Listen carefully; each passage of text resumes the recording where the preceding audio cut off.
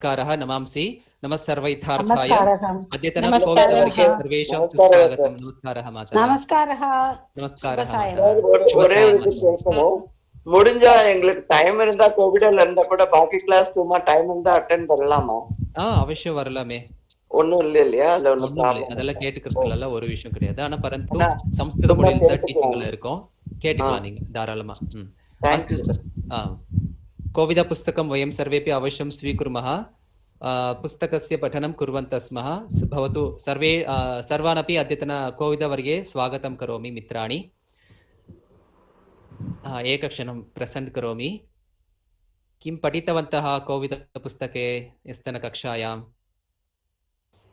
सूक्तिः सूक्तिः आसीत् किल सत्यं सूक्तेः पठनं कृतवन्तः सूक्तिः कथं भवति सूक्तिः इत्युक्ते कः अर्थः इत्युक्ते प्रायः आरम्भपुस्तकात् आरम्भस्तरात् एव सूक्तिः इति नाम्ना प्रत्येकेषु पाठेषु पठितवन्तः अस्माकं जीवने अपि प्रयोगं कुर्वन्तः स्मः भवतु तदेव सूक्तेः पठनं कृत्वा पुस्तकस्य परिचयं प्राप्तवन्तः इत्युक्ते कोविदः इति पदस्य अर्थः कः इति आरब्धवन्तः किल कोविदः इत्युक्ते कः अर्थः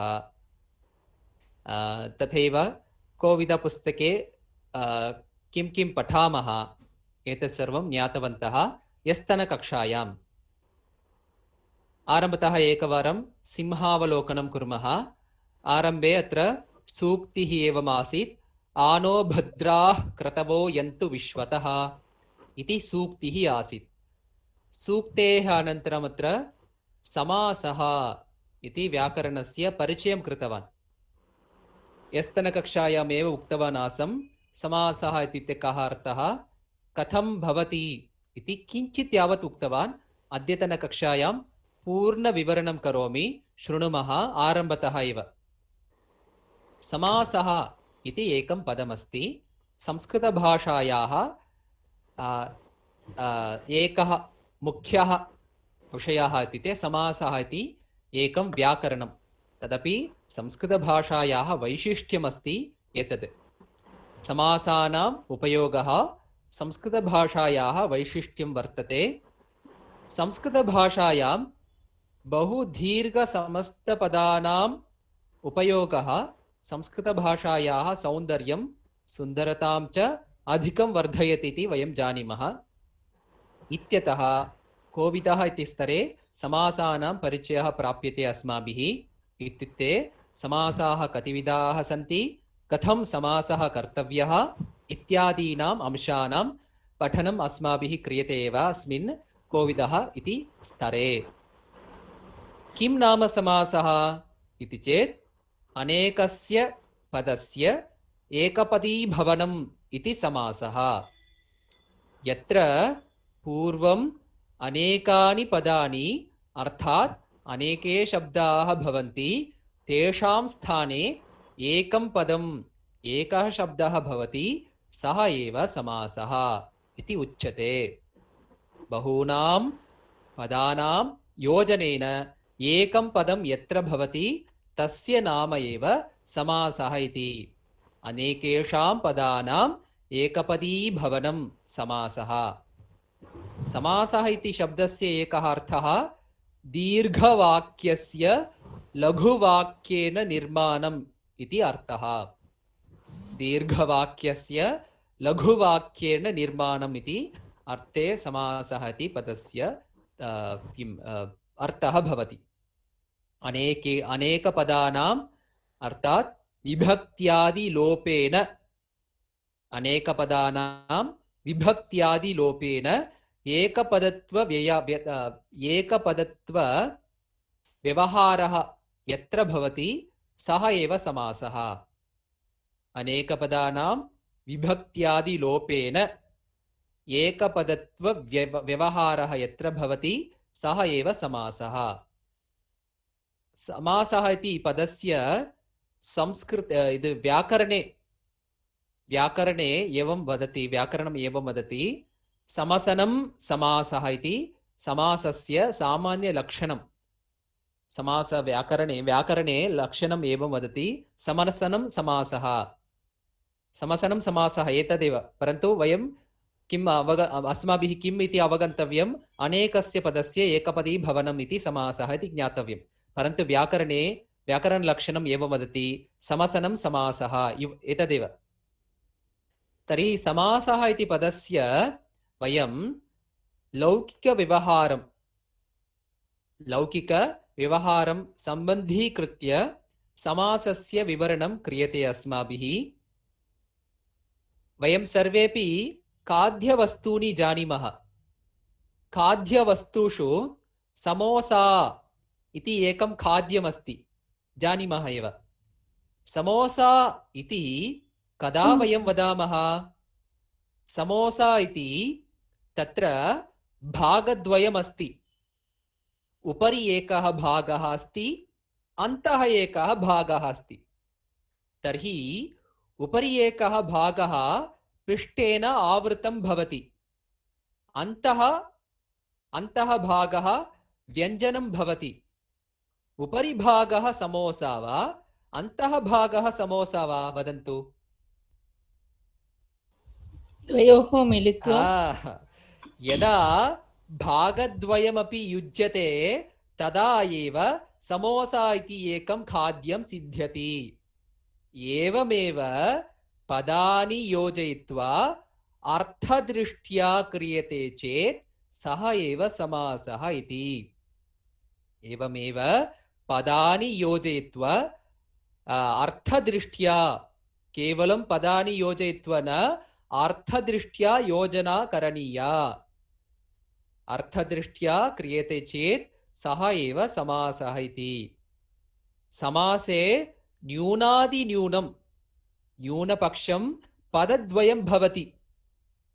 न्यूनादिन्यूनं पदद्वयं भवति। समासः पदद्वयस्य योजनं कुर्मः। समोसा भोजनार्थं भवति, समासः च पदार्थः भवति। समोसा किमर्थं भवति? भोजनार्थं भवति। समासः किमर्थं भवति? पदार्थं भवति। पदस्य अर्थदृष्ट्या एव समासः इति व्याकरणं तत्र कुर्मः। तत्रापि यथा समोसापि पदार्थमेव तथैव समोसापि पदार्थमेव। समासः अपि पदार्थमेव, समोसापि पदार्थमेव। आं वा न वा? तमिळ् भाषायां किं वदामः? पदार्थं, पदार्थम् इति वदामः। पलविधமான पदार्थங்கள். அதேதான். समोसः अपि पदार्थः एव, समासः अपि पदार्थः एव.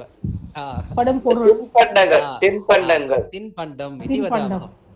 ரெண்டுமே பதார்த்தம் தான். அதனால் ஞாபகம் வச்சுப்போம். पदस्य अर्थदृष्ट्या एव समासः इति व्याकरणं तत्र योजयामः। न तु केवलं पदं, வெறும் பதம் இருந்தா மட்டும் போராது. केवलं पदं भवति चेत् न पर्याप्तम्, अर्थदृष्ट्या एव तत्र योजयामः, तदेव समासः। अस्तु, पदानां योगः समासः। केवलं अक्षराणां योगः यत्र भवति तत्र सन्धिः भवेत् किल? सन्धि मध्ये अर्थदृष्टिः एव नास्ति। सन्धि मध्ये किं नास्ति? अर्थदृष्टिः एव नास्ति। अर्थात् यत्र सन्धिः क्रियते तत्र अर्थदृष्ट्या विचारः नास्ति। तत्र केवलम् अक्षरं किम् अस्ति, सन्दर्भः कः, तत् अनुसृत्य परिवर्तनं भवति। सन्धिः इत्युक्ते किं? सन्धौ वर्णविकारः भवति, अर्थात् वर्णस्य व्यत्ययः एव सन्धिः भवति। सन्धिः अर्थदृष्ट्या न भवति। अक्षरं किम् इति ज्ञात्वा तत्र सन्धिं कुर्मः। अतः सन्धौ अर्थदृष्टिः एव नास्ति। परन्तु समासे अर्थदृष्ट्या एव पदानां मेलनं भवति। तर्हि सन्धिः समासः च एतयोः द्वयोः मध्ये प्रधानः प्रभेदः कः?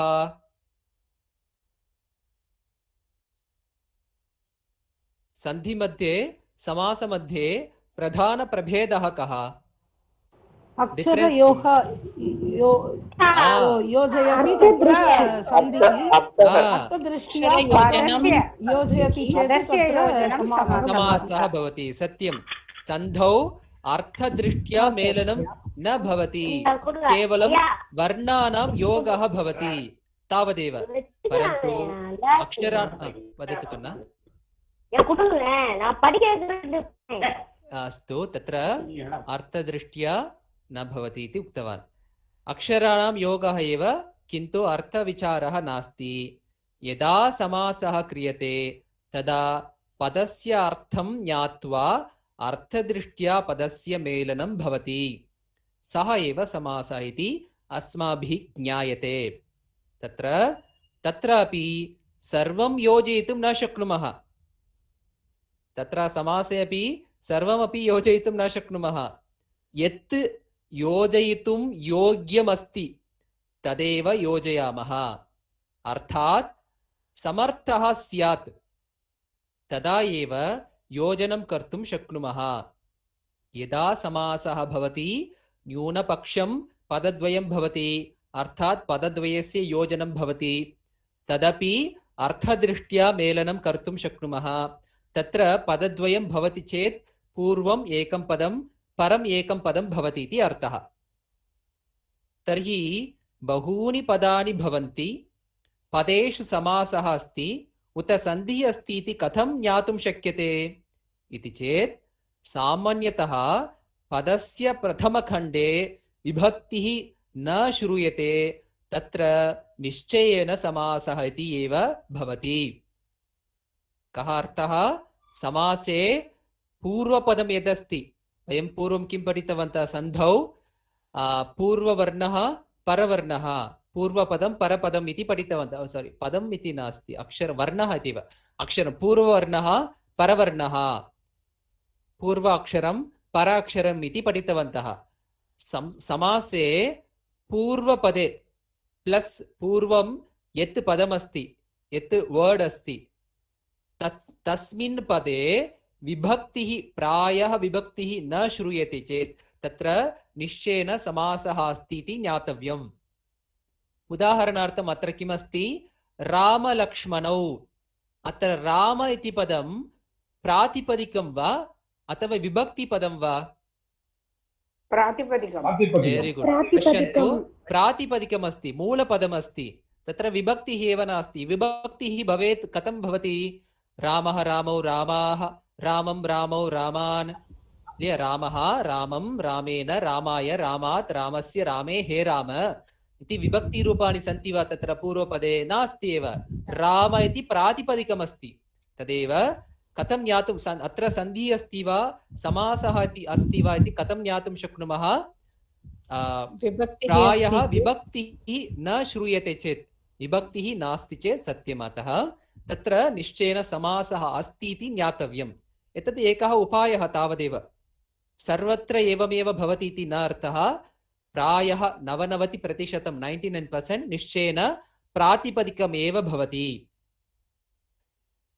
परन्तु 100% निश्चयेन अस्मिन् वाक्ये समासः एव अस्ति इति वक्तुं न शक्नुमः न साध्यं 90% निश्चयेन समासः भवितुम् अर्हति इति वक्तुं शक्नुमः तर्हि सन्धिः भिन्नं कार्यं भवति समासः च भिन्नं कार्यं भवति तर्हि समासे सन्धिः भवति वा इति चेत् आम् निश्चयेन समासे अपि सन्धिकार्यं भवति तथा च समासं विना अपि सन्धिकार्यं भवति किल समासे सन्धिः भवति एव समासे सन्धिकार्यं भवति परन्तु समासं विना सन्धिकार्यमपि भवति सन्धि मध्ये अक्षरं किमिति एव जानीमः तत्र ज्ञात्वा एव सन्धिं कुर्मः तत्र किमपि भेदः तु न भवति वयं सम्यक् जानीमः परन्तु समासे सन्धिकार्यं भवति कुत्र कुत्र सन्धिकार्यं भवति इति एकः श्लोकः अपि अस्ति व्याकरणश्लोकः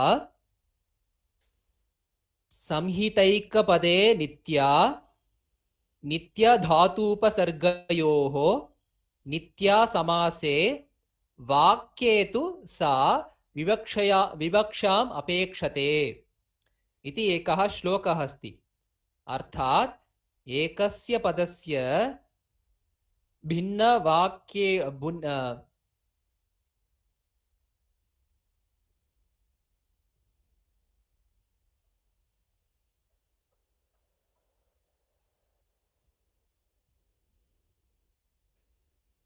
अस्तु, अर्थात् एकस्य पदस्य भिन्नवाक्येषु धातुषु उपसर्गेषु समासेषु च सन्धिः अवश्यमेव करणीयः।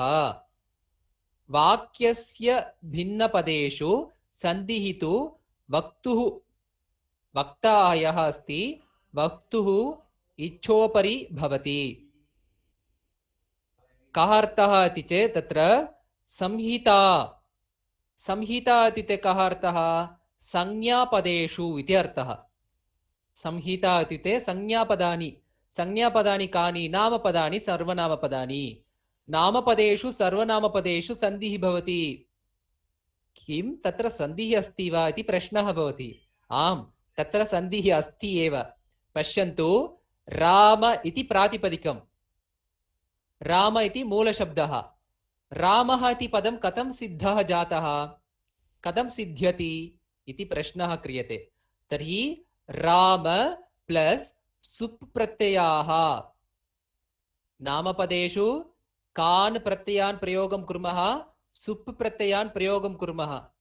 तद् एवमस्ति: सु औजस्, अम् औक्षस्, टाभ्यां भिस् इति सुप् प्रत्ययाः विभक्तिषु प्रयोग इत्युक्ते विभक्ति नामपदेषु सर्वनामपदेषु योजयामः। राम प्लस् सु रामः। तत्र रामः इति पदं कथम् आगतं? सु इति एकः सुप् प्रत्ययः अस्ति, तं योजयित्वा रामः इति पदं सिद्धम् अभवत्। तर्हि तत्र सन्धिकार्यं जातमस्ति। तदेव संहितैकपदे नित्यं तत्र सन्धिः भवति एव। तर्हि राम प्लस् औ रामौ, राम प्लस् सु जस् किल, राम प्लस् जस् रामाः इति तत्र सन्धिकार्यं भवति एव। तर्हि संहितैकपदे नित्या धातुपसर्गयोः धातवः सन्ति। कति उपसर्गाः सन्ति? 22। 22 उपसर्गाः सन्ति। 22 उपसर्गान् धातुभिः योजयामः, तत्र निश्चयेन सन्धिः भवति एव। अनु प्लस् भवति, अनुभवति इति वदामः। अनु प्लस् अभवत् किं भवति? अन्वभवत् इति तत्र सन्धिकार्यं भवति। तर्हि धातुपसर्गयोः नित्या सन्धिः भवति। समासे अपि नित्या समासे। वाक्ये तु सा विवक्षाम् अपेक्षते। वक्ता यः अस्ति, भाषणं यः करोति, तम् अपेक्षते सन्धिः। इत्युक्ते कः अर्थः? अहं करोमि। अत्र अहं करोमि इति मम इच्छा, अहं सन्धिं तत्र कर्तुं न इच्छामि। अहं करोमि इति स्थाने किमस्ति? अनुस्वारस्थाने इङ् भवति किल, तत्र कः सन्धिः इति जानीमः। भवतु अहं करोमि इति तत्र अहं सन्धिं कृत्वा वक्तुम् इच्छामि। अन्यत्र कुत्र अन्यत् वाक्यम् उदाहरणार्थं अन्यत् वाक्यं वदन्तु भवन्तः सन्धिं कृत्वा। सन्धिवाक्यं वदन्तु। रामश्येते। तत्र समासः अस्ति मातः, सन्धिः अपि अस्ति, समासः द्वयमपि अस्ति मातः। परन्तु तत्र समासे नित्या किं सन्धिः भवति एव। अहं सामान्यवाक्येषु सन्धिं कृत्वा वदन्तु इति वदन् अस्मि। रामश्येते इति वक्तुं तत्र रामः शेते इति, तत्र पश्यन्तु, रामः शेते इति अहं सन्धिम् अकृत्वा वक्तुम् इच्छामि चेत् अहं वक्तुम् इच्छामि। तर्हि तत्र अहं सन्धिं कृत्वा वक्तुम् इच्छामि चेत् तत्र रामश्येते इति विसर्गस्य सकारादेशु सन्धिः अनन्तरं शुत्वा सन्धिं कृत्वा वक्तुम् इच्छामि तावदेव। तर्हि सामान्यवाक्येषु सन्धिः वक्तुम् अपेक्षते, वक्ता यः अस्ति तम् अपेक्षते इति अर्थः। अस्तु भवतु। तर्हि संहितैकपदे नित्या धातूपसर्गयोः नित्या समासे वाक्ये तु सा विवक्षाम् अपेक्षते इति एकः श्लोकः अपि अस्ति, स्मर्यताम्। अत्र किमपि संशयः अस्ति वा? नास्ति। उत्तमम्। अग्रे सरामः। समासस्य केचन सामान्यनियमाः भवन्ति। समासस्य केचन सामान्यनियमाः भवन्ति, तानपि किञ्चित् यावत् वदामि, शृणुमः। समासे केचन सामान्यनियमाः अर्थात् सामान्यतः ज्ञातव्याः केचन अंशाः सन्ति। तत्र त्रयः अंशाः भवन्ति। प्रथमः अंशः सुबन्तानाम् एव समासः भवति। सुबन्ताः के? सुप् अन्ताः सुबन्ताः। नामपदानि, सर्वनामपदानि, अव्ययपदानि अर्थात् तिङन्तक्रियापदानि, तिङन्तानि विहाय, तिङन्तानि सन्ति किल क्रियापदानि, तिङन्त दशलकार क्रियापदानि, तानि विहाय अन्यानि सर्वाणि अपि सुबन्तानि एव। स्मर्यताम्। इत्युक्ते कः अर्थः? कृदन्तक्रियापदानि पठामः, तानि क्रियापदानि अपि सुबन्तानि एव। च, अतः, एव, इति, नमः, एतानि पदानि अपि सुबन्तपदानि एव। नामपदानि, सर्वनामपदानि जानीमः। रामः, कृष्णः, बालकः, गणेशः, सः, एषः, तानि पदानि सर्वाणि अपि सुबन्तपदानि एव। तर्हि तिङ अन्तानां तिङन्तपदानि विहाय पदद्वयमेव भवति, एकं सुबन्तम् अपरमेकं तिङन्तम् इति जानीमः। तिङन्तपदानि विहाय अन्यानि सर्वाणि अपि सुबन्तानि एव.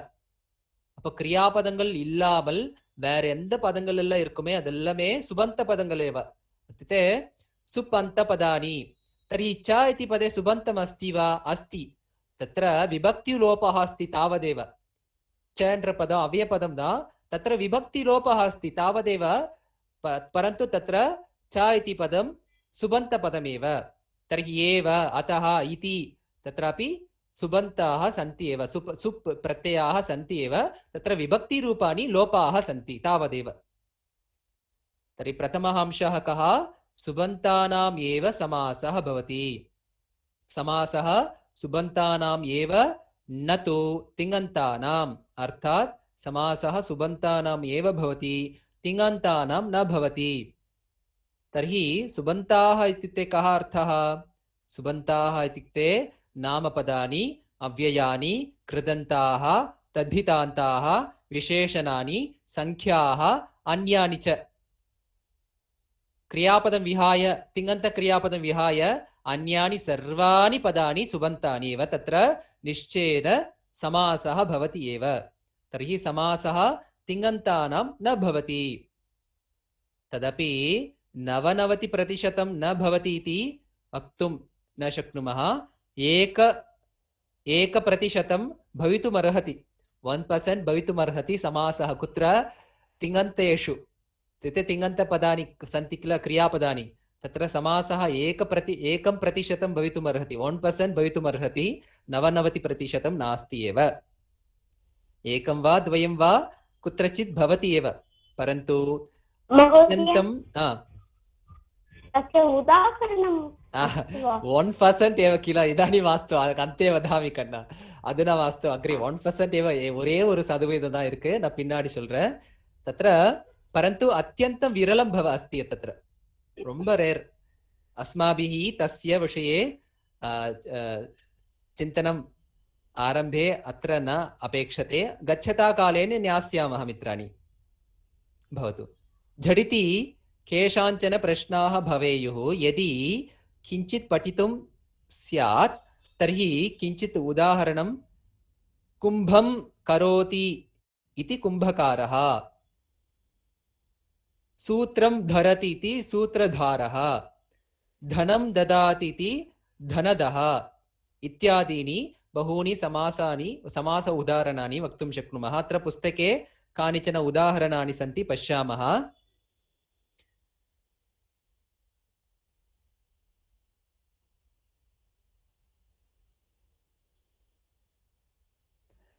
प्रथमं नियमम् उक्तवान् सुबन्तानामेव समासः भवति इति। तर्हि द्वितीयः नियमः कः?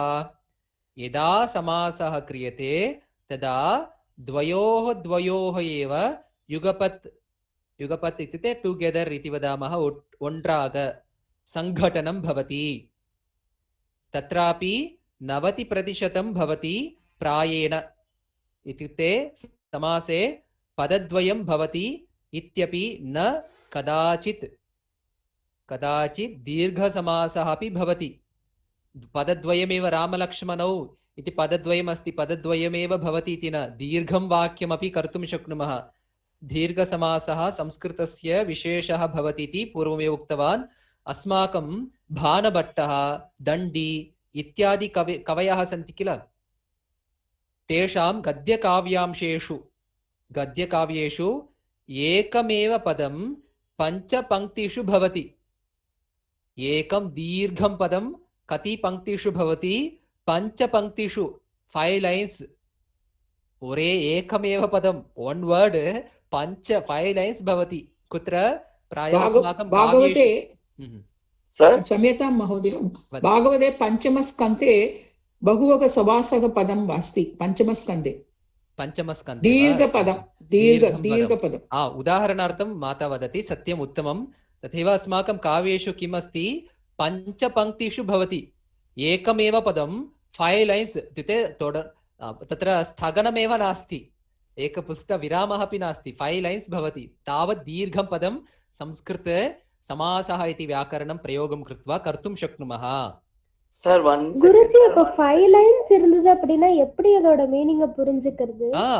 அதாவது யுகபத் என்ன சொன்ன, द्वयोर मध्ये யுகபத் भवति, ரெண்டு பதங்களாக சேர்த்துட்டு போவோம். ஓ, பிளஸ்க்கு முன்னாடி இருக்கக்கூடிய பதம் பிளஸ்க்கு அப்புறம் இருக்கக்கூடிய பதத்துக்கான அர்த்த திருஷ்டியா சேர்த்துட்டே போவோம். சார், இந்த புக்ல இருக்கிற சென்டென்ஸ் எல்லாம் எங்க புக்ல இல்லையா சார்? புக்ல இல்லையா? எந்த புக் எங்க வாங்கிட்டோம்? புக் கோவிதாதா எங்க புக் வாங்கிட்டோம் கேளுங்க. ராஜபாளையம்ல இருந்தா வாங்கினோம். அந்த புக்ல இருக்காது, அது கொஞ்சம் மாத்தி இருப்பா அந்த சப்ஜெக்ட் எல்லாமே. இது நார்த் தமிழ்நாடு, இது உத்தர தமிழ்நாடு, உத்தர சென்னை பேஸ் பண்ணி இருக்கக்கூடிய புத்தகம் இது. கோவிதா கொஞ்சம் மாத்தி இருக்காங்க. விஜயலட்சுமி மாதாவா? புத்தகம் கொஞ்சம் மாறி இருக்கும் மாதா. உங்களுக்கு தேவைன்னா சொல்லுங்க, தனிப்பட்ட முறையில் வாட்ஸ்அப் பண்ணுங்க, நான் இந்த PDF அனுப்பிச்சுடுறேன். அனுப்புங்க சார், ரொம்ப தேங்க்ஸ் சார். ஓகே, புக் தேவைப்படுறது அப்படின்னா உத்தர தமிழ்நாடுல புத்தகம் கூட வாங்கிக்கலாம், பாருங்க. உங்களுக்கு நான் இந்த PDF வேணும்னா அனுப்பிச்சுடுறேன். நீங்க தனிப்பட்ட முறையில வாட்ஸ்அப் பண்ணணும், குரூப்ல பண்ணக்கூடாது. ஓகே சார், ஓகே, धन्यवादः. किम् उक्तवान्? द्वितीयः नियमः किमिति? द्वयोः एव युगपत् भवति, टुगेदर् इति वदामः। तदा तादृशं कृत्वा एव समासं कर्तुं शक्नुमः, अर्थदृष्ट्या एव।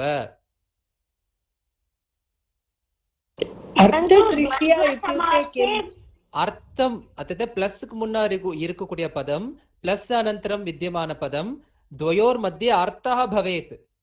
अर्थ विना समासः कर्तुं न शक्नुमः। अर्थं विना समासः न भवति, अर्थदृष्ट्या एव भवति इति वदन् अस्मि मत। प्लस् मुन्नाडि प्लस् पूर्वं पूर्वपदम् उत्तरपदम् एतद्वयोर्मध्ये सम्बन्धः भवेत्, अर्थः भवेत्। केवलं पदं भवति चेत् समासः कर्तुं शक्नुमः वा? न कर्तुं शक्यते। तदेव अर्थदृष्ट्या इति वदन् अस्मि। महोदय, द्वन्द्वसमासे तु बहूनां कदाचित् विशिष्य, सत्यं, कदाचित् विशिष्य द्वन्द्वसमासे बहूनां भवति। तथा रामः, लक्ष्मणः, भरतः, शत्रुघ्नः सन्ति चेत् 4 शब्दान् योजयित्वा राम लक्ष्मण भरत शत्रुघ्नाः इति वदामः द्वन्द्वसमासे एव भवति परन्तु अन्येषु समासेषु 90% द्वयोर् एव समासः भवति द्वन्द्व समासத்தில் மட்டும் நிறைய பதங்களை வரிசையா சேர்த்துட்டே போலாம் சாமான்யமா நார்மலா அர்த்தம் இல்லாம அப்படின்னு கூட வச்சுக்கலாம் பரந்து 99% வேற எல்லா சமாசத்திலயும் ரெண்டு பதத்துக்கான அர்த்தம் என்ன அதை தெரிஞ்சுட்டதா சமாசம் பண்ணுவோம் द्वन्द्व சமாசம் மட்டும் எக்ஸெப்ஷன் ஸ்மராமஹ குருஜி நிறைய பதம் இருந்ததுன்னா நம்ம ரெண்டா பிரிச்சு அர்த்தம் பிரிச்சு அர்த்தம் தெரிஞ்சுக்கணும் எஸ் கரெக்ட் சத்தியம் इदा एकम् उदाहरणम् अस्ति राजपुरुषागमनम् इति एकं पदमस्ति तत्र विभागं यदा कुर्मः राज्ञः पुरुषः राजपुरुषः राजपुरुषस्य आगमनं राजपुरुषागमनं सम्यक् उत्तमं राज्ञः पुरुषस्य आगमनम् इति वक्तुं न शक्यते अस्तु कन इतोपि नियमाः सन्ति भवान् अपि अवश्यं वदतु कन धन्यवादाः अतः दीर्घः समासः भवति चेत् अस्माभिः न भेतव्यं सर्वमपि सरलमेव अस्तु अवगतं वा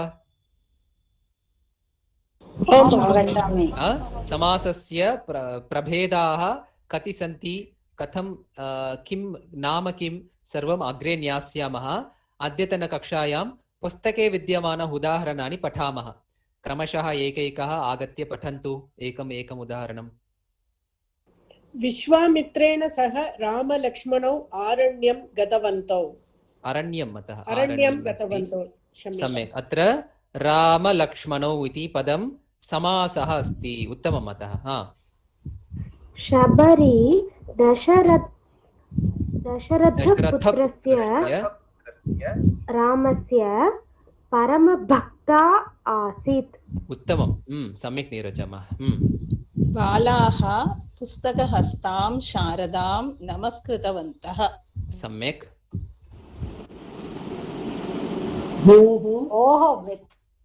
भोः मित्र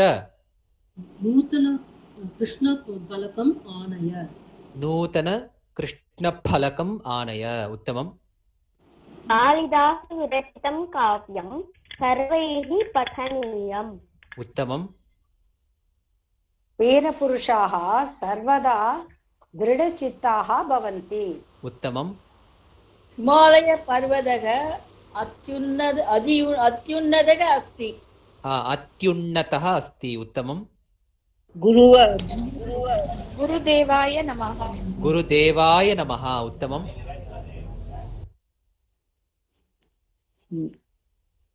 महिलाः विशालसभाङ्गणे चर्चां कुर्वत्यः सन्ति उत्तमं सम्यक् पाणिनिः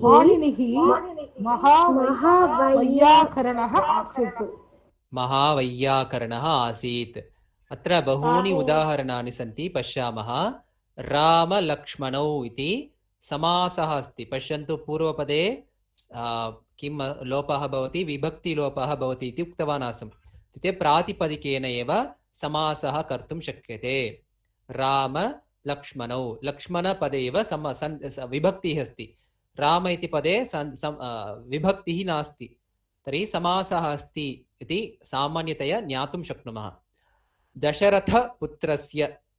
दशरथपुत्र पश्यन्तु पुत्रस्य इति पुत्रपदे एव विभक्तिः अस्ति दशरथपदे पूर्वपदे अत्रापि टेक्निकल् टर्म्स् इति वदामः पदानि तानि पदानि अपि वदामि शृणुमः पूर्वपदम् उत्तरपदम् मध्यमपदम् इति नास्ति स्मर्यताम् प्लस्க்கு முன்னாடி இருக்குது பூர்வபதம் पूर्ववर्णः படிச்சோம் இல்லையா சந்தியில पूर्ववर्णः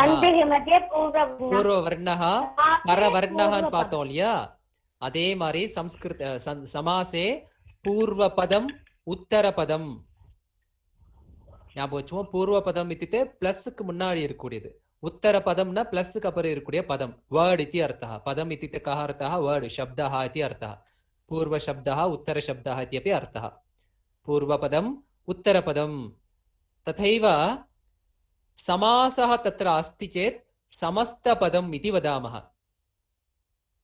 समासः तत्र कृतमस्ति चेत् तस्य पदस्य नाम किं? समस्तपदं। रामलक्ष्मणौ इति पदं समस्तपदं वा न वा? समस्तपदम् इत्युक्ते पदद्वयं वा त्रयं वा चतुष्टयं वा तत्र योजितम् अस्ति इति अर्थः। तत्र समासः इति व्याकरणम् अस्ति इति अर्थः। समस्तपदं समस्तपदं भवति। समस्तपदं विभज्य पठामः इत्युक्ते कः अर्थः? रामलक्ष्मणौ इति पदस्य अर्थः कः इति ज्ञातव्यं। तदा किं वदामः? रामः लक्ष्मणः इति विभज्य वदामः। तादृशस्य वाक्यस्य नाम विग्रहवाक्यम्. பிரிச்சு படிக்கிறோம் இல்லையா, அதுக்கு பேரே விக்கிரகவாக்கியம். ஸ்மராமः.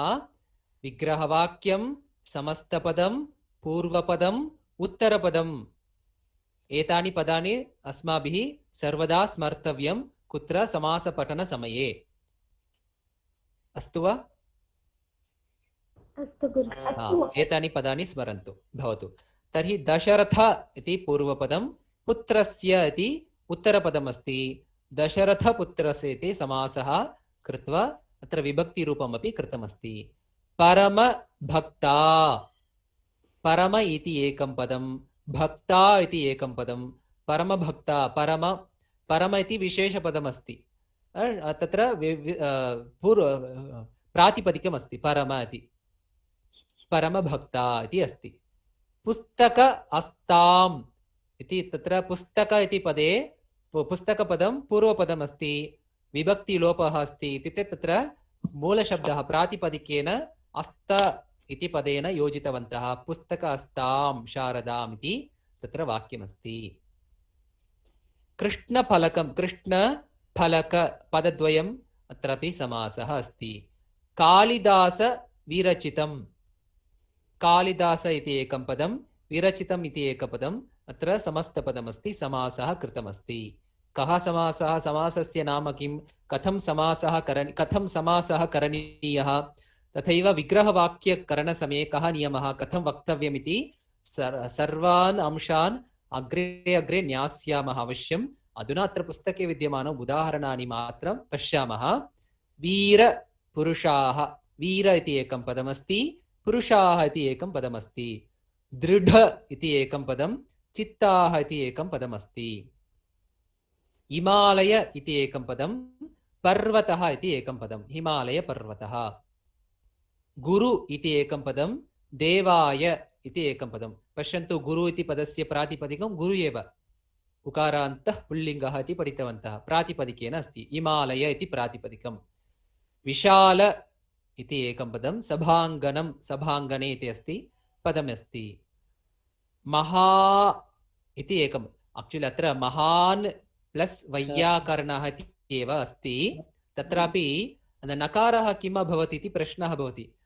महाराजः, महान् राजः, महाराजः इति वदामः। यत्र नकारान्तपदानि भवन्ति तत्र नकारान्ताः लोपाः भवन्ति मित्राणि.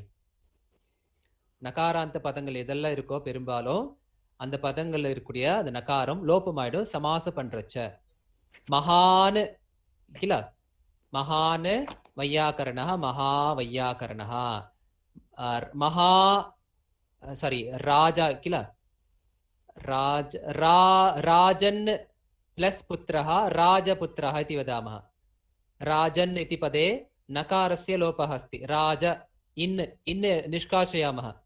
பெரும்பாலும் இதை ஞாபகம் வச்சுப்போம். பிராதிபதிக்கில் இருக்கக்கூடிய அந்த நகாரமோ தகாராந்தமோ ஏதாச்சும் இருந்தா அந்த அதிலுமே லோபः भवति.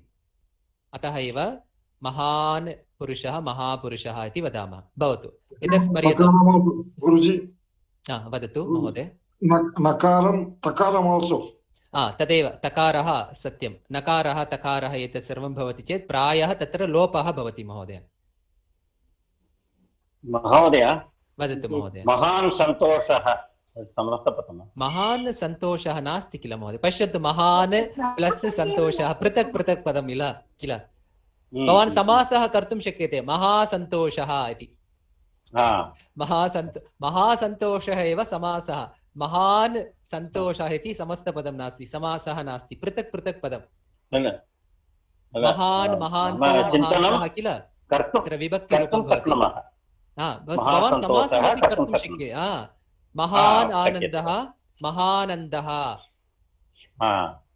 सत् चित् आनन्दः सच्चिदानन्दः तत्रापि समासमपि कर्तुं शक्यते महोदय।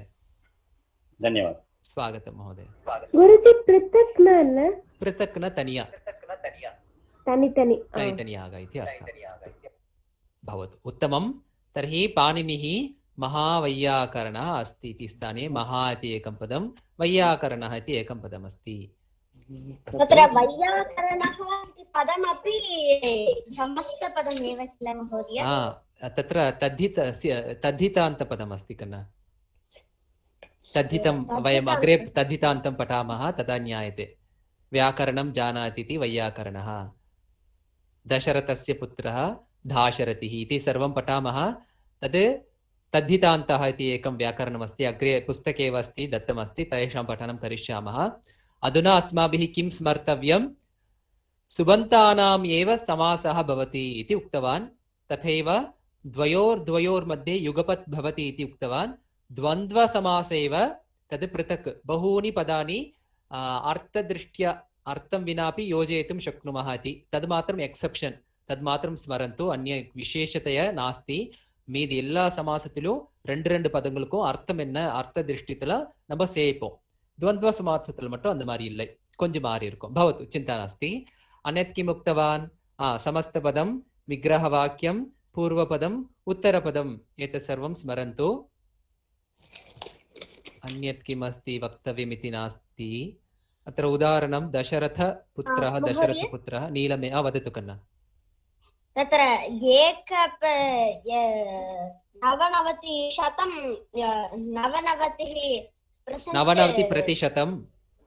99% तिङन्तानां समासः न भवति इति उक्तवान् किल? 1% भवति कन्ना, 1% भवति। तस्य उदाहरणं तथैव अग्रे वदामि, इदानीं मास्तु कन्ना, औट् आफ् सिलेबस् तद्। अग्रे अवश्यं वदामि, कानिचन उदाहरणानि सन्ति, इदानीं मास्तु कन्ना। वयम् आरम्भं कृतवन्तः स्मः किल अद्यतनवर्गे, अतः अवश्यं वदामि, न वदामि इति न वदन्नस्मि, निश्चयेन भवतः इच्छा सफलं भवति। अस्तु। नीलमेघः पञ्चपाण्डवाः रामलक्ष्मणौ पुस्तकास्तः उपवृक्षम् इति कानिचन उदाहरणानि। विग्रहवाक्यम् इति अत्र दत्तमस्ति, पश्यन्तु, स्मरन्तु। समासः तथैव विग्रहवाक्यम्। उदाहरणानि कानिचन उदाहरणानि। समासस्य नाम किं सर्वम् अग्रे ज्ञास्यामः अवश्यम्। अधुना कानिचन उदाहरणानि। समासः समस्तपदं दशरथपुत्रः, विग्रहवाक्यं किं? दशरथस्य पुत्रः। குருஜி ஒரு டவுட், இந்த விக்கிரக வாக்கியம் எழுதும்போது 6th கேஸ்ல தான் எழுதணுமா? இல்ல ஒவ்வொரு சமாசத்துக்கும் மாறும். அப்படியா?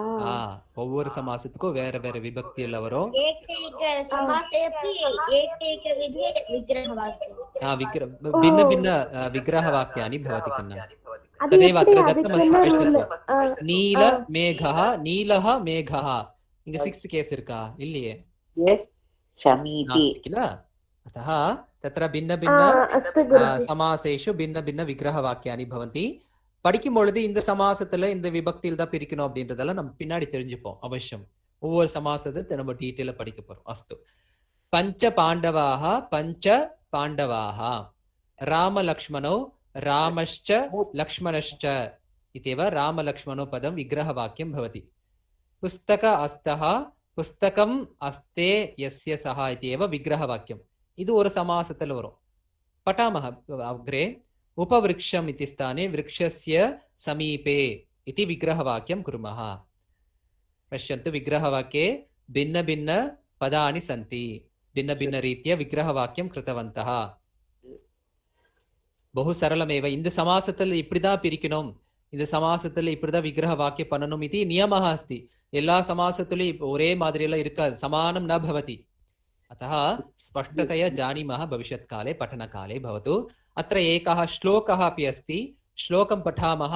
श्लोके विद्यमान समस्तपदानि इत्युक्ते समासः कृतः यानि पदानि सन्ति तानि पदानि जानीमः. श्लोकः एवमस्ति, सुभाषितमेव। श्लोकार्धेन प्रवक्ष्यामि यदुक्तं ग्रन्थकोटिभिः परोपकारः पुण्याय पापाय परपीडनम् इति एकं सुन्दरं सुभाषितम्। अत्रापि पश्यन्तु, श्लोकार्धेन इति एकं पदमस्ति, ग्रन्थकोटिभिः इति एकं पदमस्ति, परोपकारः इति एकं पदं, परपीडनम् इति एकं पदं। चतुर्षु पदेषु किमस्ति? समासः इति व्याकरणम् अस्ति। अर्थात् एतानि सर्वाणि पदानि समस्तपदानि, श्लोक, ग्रन्थ, पर प्लस् उपकारः, तत्र सन्धि अपि कृतमस्ति, परपीडनं। पश्यन्तु, प्रायः पूर्वपदे किं भवेत् समासे? लोपः भवति, इत्युक्ते प्रातिपदिकं भवेत् इति नियमः। उत्तमं, सम्यक्, समीचीनं। अत्र किमस्ति? समस्तपदानपि विग्रहवाक्येन पुस्तके लिखितमस्ति। श्लोकस्य अर्थः श्लोकार्धः, तेन श्लोकार्धेन, ग्रन्थानां कोटयः ताभिः ग्रन्थकोटिभिः, परेषाम् उपकारः परोपकारः। अत्र परेषाम् उपकारः किमस्ति? विग्रहवाक्यमस्ति, उपकारः भवति, अनन्तरं सन्धिः भूत्वा परोपकारः इति भवति। परेषां पीडनं परपीडनम्, अत्रापि परेषां पीडनम् इति किमस्ति? विग्रहवाक्यमस्ति, समस्तपदं परपीडनम्। अस्तु, तर्हि पूर्णश्लोकस्य तात्पर्यं प्रतिपदार्थं पदपरिचयम् अत्रापि प्राप्नुमः। श्लोकार्धः कः लिङ्गः? अकारान्तः पुल्लिङ्गः, तृतीया विभक्तिः उत्तमम्। प्रवक्ष्यामि इति किं क्रियापदं? कः धातुः, कः उपसर्गः, कः कालः? प्र उपसर्गः, उत्तमपुरुषः एकवचनं। कः लकारः? लकारस्य नाम किम्? लृट् लकारः। वेरि गुड्, लृट् लकारः, भविष्यत्कालः। उत्तमं। कः धातुः? वक्ष्य, वद् किल, भविष्यत्काले वक्ष्यामि इति अस्ति, तावदेव। वदामि वक्ष्यामि, पठामि पठिष्यामि, लिखामि लेखिष्यामि। वद् धातुः एव, वक्ष्य धातुः नास्ति, वद् धातुः एव, भविष्यत्कालरूपे अस्ति, तावदेव। अस्तु, प्र उपसर्गः वद् धातुः, लृट् लकारः भविष्यत्काले अस्ति। उत्तमं। यत् उक्तं यदुक्तम्, अत्र कः सन्धिः अस्ति? जष्ट्वसन्धिः। उत्तमं, सम्यक्, समीचीनं। जष्ट्वसन्धेः नियमः कः? एकवारं दर्शयामि। पठनकाले एव एतत् सर्वं जानीमः, अस्माकं वरं, नो चेत् अत्र एकम् एतदस्ति पर्याप्तम् इति चिन्तयामः चेत् न पर्याप्तम्। अधुना एव जानीमः, दर्शयामि तद्। वदन्तु नियमम्। वर्गीयव्यञ्जनं प्लस् वर्गीयव्यञ्जनं अनुनासिकविहाय वर्गीयव्यञ्जनं, अनुनासिकवर्णान् वर्जयित्वा, सत्यम्, अनुनासिकवर्णान् वर्जयित्वा पूर्व अक्षराणि, पूर्ववर्णाः भवेयुः। परवर्णाः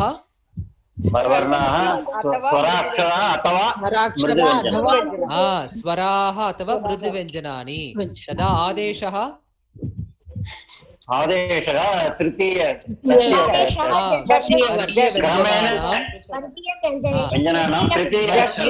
अक्षराणां तृतीया पङ्क्तिः, थर्ड् रो। अस्तु, गजडद इति अक्षराणि।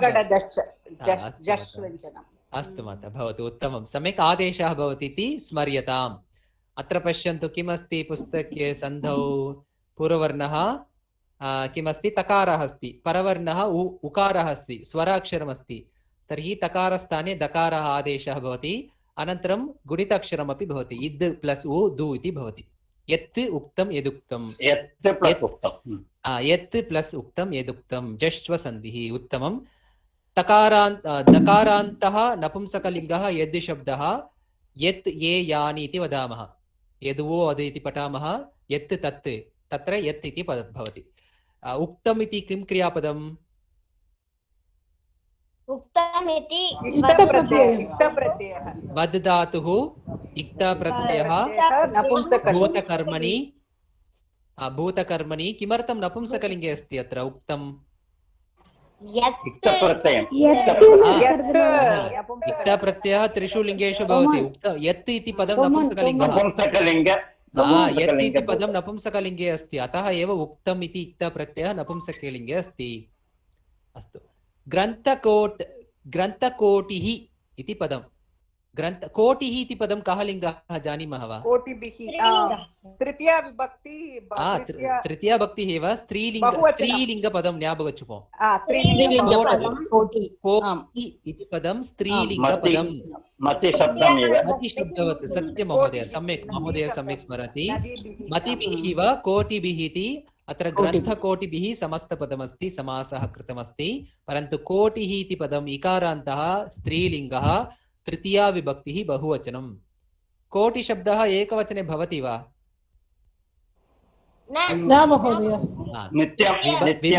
विभक्ति वक्तुं शक्नुमः, नित्यं बहुवचनार्थे भवति किल?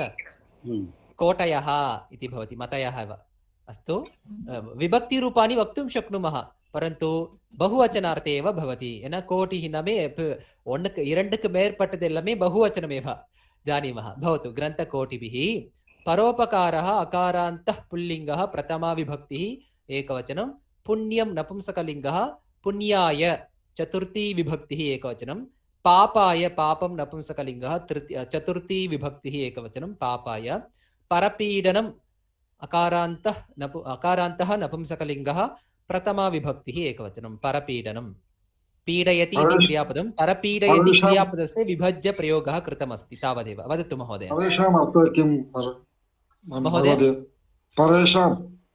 பரேஷாம் மற்றவர்களின் துன்புறுத்தல்.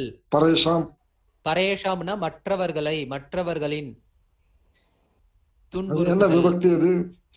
பரேஷாம் इति षष्ठी बहुवचनं। षष्ठी बहुवचनं। सर्वेषां, परेषां सर्वनामपदं, प्रनौन्। एकं सन्देहं। एकः सन्देहः पुल्लिङ्गः। एकः सन्देहः वदतु महोदय, पृच्छतु। 1 crore how will you say? एककोटिः। एककोटिः सत्यं महोदय, एककोटिः इति वदामः, एककोटयः इति न वदामः। एककोटिः अर्थः ஒரு கோடி इति अर्थः, तावदेव। एककोटयः इति न भवति किल? हा சார், ஒரு டவுட். இந்த ராமக லக்ஷ்மணவ் சொன்னேல, ராமஸ்ச லக்ஷ்மணஸ்ச ராமக லக்ஷ்மணக சொல்லலாமா? நாஸ்தி மத்த விக்கிரக வாக்கியத்துல அப்படிதான் பிரிக்கணும்னு ரூல். நீங்க சொல்லிக்கலாம் ராமஹா லக்ஷ்மணஹ ச இதி நீங்க சொல்லிக்கலாமே தவிர, ஆனா வியாக்கரண ரீதியா விக்கிரக வாக்கியம் பண்றச்ச ராமश्च லக்ஷ்மணश्च தான் பிரிக்கணும். ராமஹ ச லக்ஷ்மணஹ ச इत्येव விக்கிரக வாக்கியம் भवति. स्वागतम। ஒவ்வொரு சமாசத்திலும் விக்கிரக வாக்கியம் இப்படிதான் பிரிக்கணும்னு நியமः भवति. அப்ப படிக்கிறச்ச கண்டிப்பா தெரிஞ்சுப்போம். வதத்து கண்ணா. குருஜி, விக்கிரக வாக்கியம் எப்படி எழுதணும்னு எப்ப சொல்லி கொடுப்பீங்க குருஜி?